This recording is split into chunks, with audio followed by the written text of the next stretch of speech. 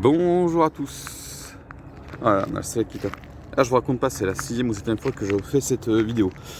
Donc, je vais revenir sur quelque chose que j'ai dit il n'y a pas très longtemps que ça, donc pas la journée d'hier, mais d'avant-hier. J'ai fait une petite erreur. Gabrielo, donc le navigateur espagnol ou portugais, on sait pas trop. C'est pas 1642, 1643, c'est 1542, 1553. Je me suis trompé d'un siècle, mais désolé, il y avait le décalage horaire, tout ça et compagnie, j'étais un peu fatigué.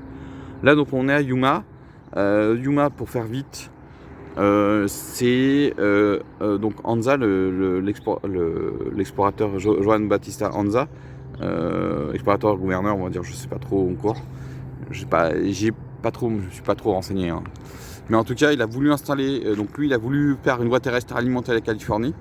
Et en fait, donc il a vu ici cet endroit-là, donc il a décidé de mettre une mission espagnole, c'est une fameuse mission religieuse. Mais ça n'a pas fonctionné. Ça n'a pas du tout fonctionné. Les Indiens ici se sont rebellés et ça a dû attendre la ruée vers l'or, donc 1850, pour que les Américains qui, après avoir récupéré la Californie, qui s'étaient révoltés, se sont installés ici et ont vraiment imposé. Et puis la zone de Yuma, et là où j'en suis, donc la partie sud de l'Arizona et une toute petite partie du Nouveau-Mexique, elle a été acquise par achat en 1853. Bon, voilà, donc ça n'a pas aimé les Mexicains, parce qu'entre temps le Mexique s'est séparé de l'Espagne en 1821, ça n'a pas accepté ça, donc les Mexicains n'ont pas accepté ça, et le gouvernement de Santa Anna, qui est assez célèbre par rapport au Texas, allez hop, vous êtes virés. Donc voilà, donc aujourd'hui, bon, on a bien dormi, honnêtement, franchement. Bon, là vous entendez le son derrière, mais c'est parce qu'à partir de 5h du matin, là, les gens, là, ça y est, ça commence à partir aller travailler. Mais on a bien dormi et on va maintenant donc visiter on va prendre le petit déjeuner à côté et ensuite on va aller à Fort Yuma visiter, donc c'est à 9h. Donc aujourd'hui c'est une journée musée, et puis de Yuma on a 3 heures pour rejoindre Phoenix. Donc l'Arizona c'est le 6e état le plus vaste des États-Unis. Et il y a 8 millions d'habitants environ, sachant que vous avez près de 60% des habitants qui vivent dans Phoenix et sa région, ça représente à peu près 5 millions d'habitants. Juste à côté, la Californie qui est juste en face de nous, hein, parce que là les montagnes que vous voyez en face de nous, c'est la Californie, c'est 38 millions d'habitants. La Californie c'est devenu un état des États-Unis en 1850, et l'Arizona actuellement, c'était le territoire de l'Arizona, lui c'est 1912. Hein. C'était le dernier état continental créé. Parce qu'après on a eu des derniers qui sont Hawaï et l'Alaska, qui ont été créés plus tard. C'était 1950 si je ne me trompe pas. Allez, je vous laisse, je vais me reposer un tout petit peu, puis ensuite on va aller prendre le petit déjeuner.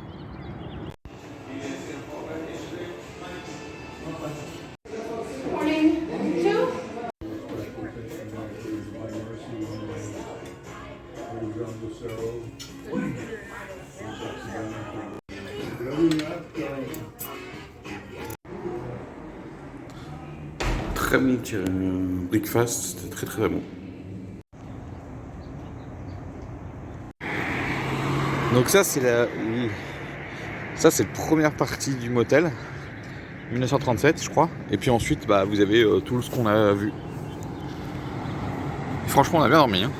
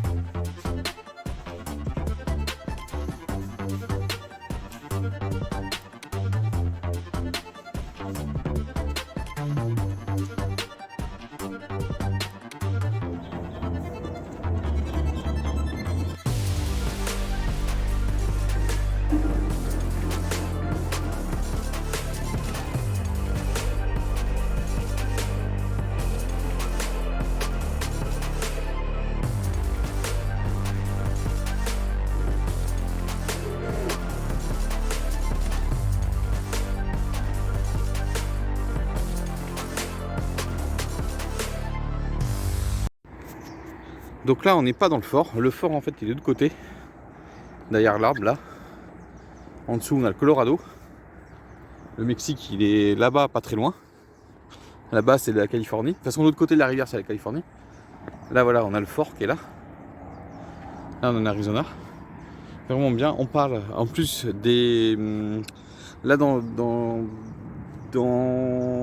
le bâtiment, on parle aussi des Indiens, donc des tribus indiennes qui étaient présentes ici, qui ont malheureusement perdu la guerre, comme je vous ai dit. Et la guerre ici a duré de 1848 à 1852, donc 4 ans. Et ensuite, il y a une explication de ce qui est devenu la population indienne après leur défaite. C'est vraiment très intéressant, très émouvant. Maintenant, on va visiter encore le bâtiment, puis ensuite on a 2 autres bâtiments à visiter. Et on va aller voir là, le prochain lieu.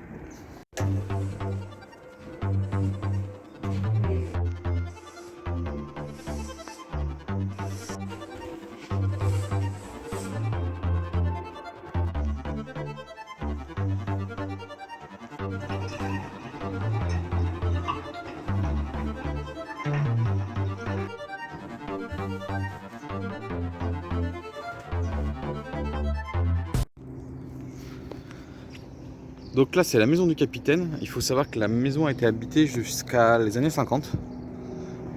Et puis après, ils sont partis ailleurs, hein, parce qu'il y a toujours une présence militaire dans la ville. Et oui, on est à la frontière. Hein. Le Mexique, c'est là-bas. Hein.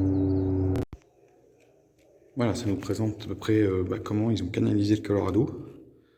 Et donc c'est le projet donc de la rivière artificielle du Colorado pour alimenter différents lieux. Et là, vous avez donc la vallée.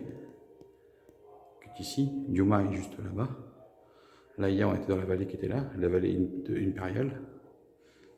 Et vous avez donc l'ouest de la Californie, l'ouest, donc avec le Nevada, le Grand Canyon qui est là-bas en rouge, derrière c'est l'Utah. Là, bien sûr, Phoenix, Tucson, San Diego et LA. En fait, vous voyez une partie d'un peu ce qu'on va aller découvrir dans le camp de notre voyage. Et là, on voit un peu l'explication de cette fameuse rivière artificielle qui a été faite au début du XXe siècle.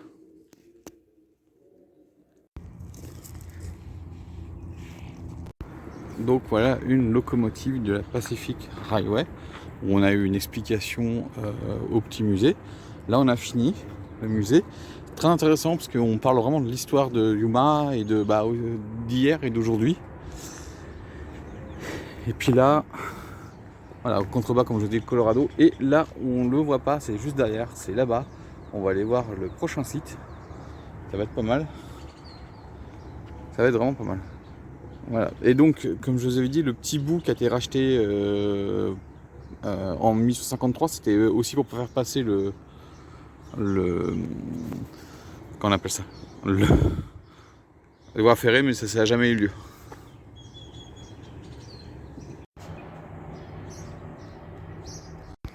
Voilà les amis, donc on va visiter donc le deuxième point qui est l'ancienne prison de Yuma 1870. Regardez un peu tout ce paysage. Donc là on est dans la vallée du Colorado et là c'est la vallée de Gila, la rivière de Gila ici, et la vallée du Colorado qui est de l'autre côté. Donc là on avait donc le site du fort Yuma et l'église à l'endroit où il y avait l'ancienne mission, je crois. Regardez, donc en dessous le Colorado, la rivière Gila est de l'autre côté, juste derrière. Donc le pont ferroviaire, le pont routier et l'intercept numéro 8 qui se trouve juste là.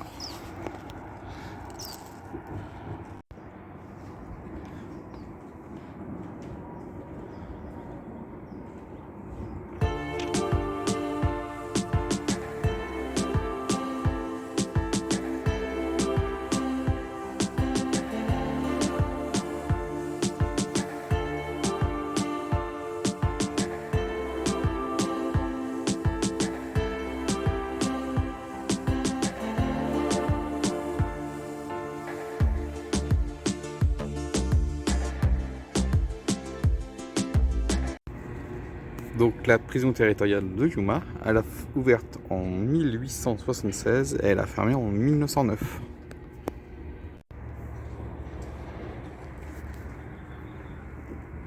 Bookkeeper for all the prisoners' earnings.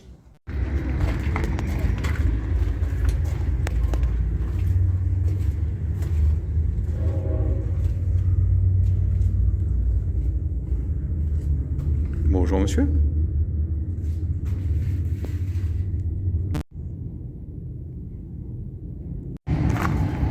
Et regardez, une cellule extérieure. Et là, on a le train. Et il est gros, hein.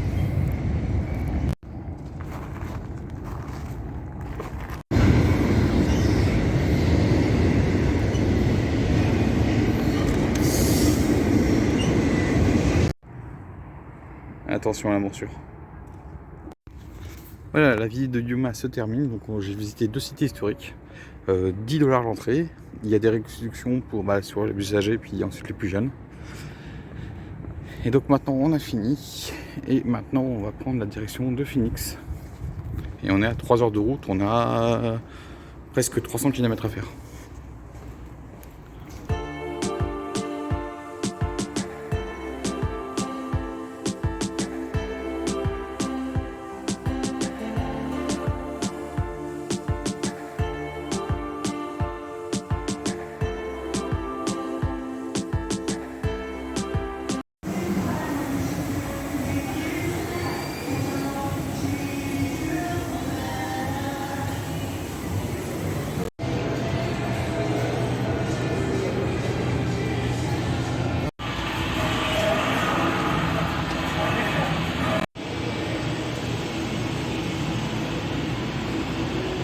Donc je suis dans un centre commercial à Phoenix.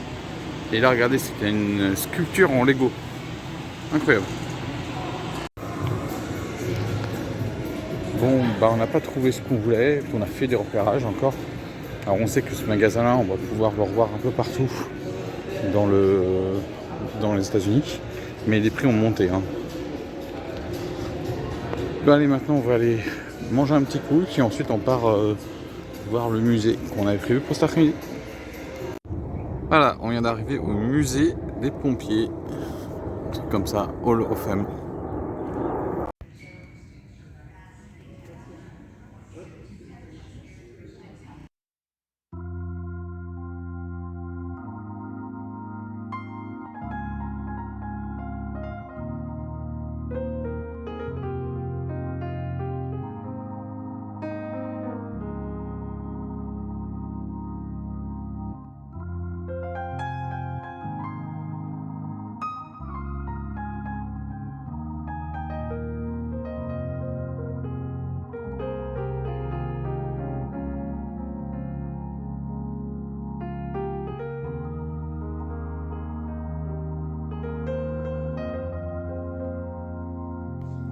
Voilà, ça c'est le mémorial des pompiers qui sont morts le 11 septembre. Voilà, surtout plus tard dans les 2 tours jumelles du World Trade Centers. Et les pompiers aussi qui sont morts des suites de l'aspiration des poussières.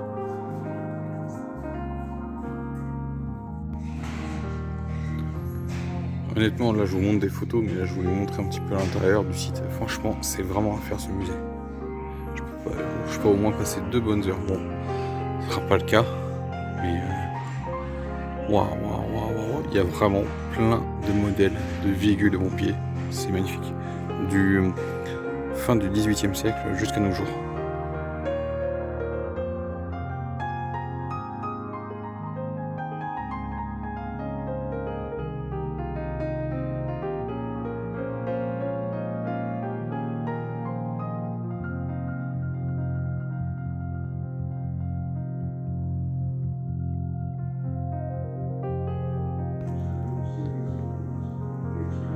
Et ça, c'est la lutte contre les feux d'incendie de forêt. Voilà, vous avez les écussons des compagnies de pompiers de chaque ville des États-Unis. Et franchement, le musée est très très bien.